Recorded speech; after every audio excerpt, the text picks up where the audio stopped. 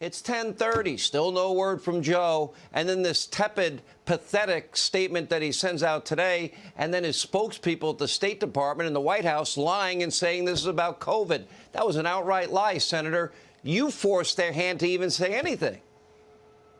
I don't know why it's so hard for them to criticize Marxists. Look, I do think, and it's pretty clear that there are people out there that aren't saying anything, and the president took a whole day to say this. He finally said something. He still left out the word Marxist and communist and socialist. The administration tries to figure out the root causes of migration to the country. Don't we know that the reason people want to leave Cuba is because they don't like communism? And so as you're trying to figure out like what the processes are for these people who want to leave Cuba, Well, I'm not sure what your question is.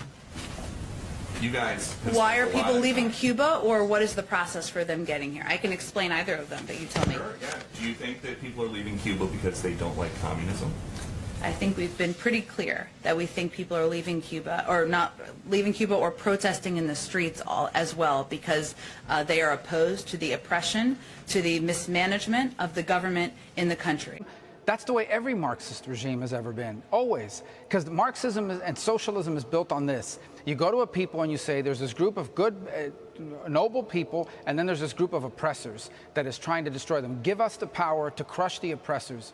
And if you give us the power, we're going to give you security, we're going to give you a stable economy, we're going to give you all the things you need. But the price of that, of course, is your freedom. So they win, and then what happens? You don't get those things, and you don't get your freedom back. And then if you complain about it, they crack your head open, they put you in jail, they exile you, or they kill you.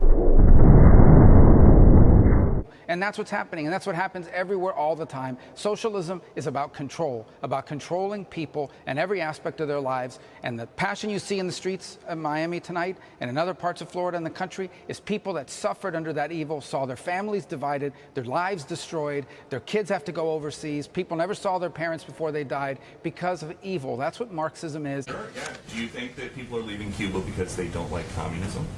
I think we've been pretty clear that we think people are leaving Cuba, or not leaving Cuba, or protesting in the streets as well, because they are opposed to the oppression, to the mismanagement of the government in the country. And I wish we had a president and more leaders in Congress on the Democratic side of the aisle. We have a few, but not enough, willing to say that.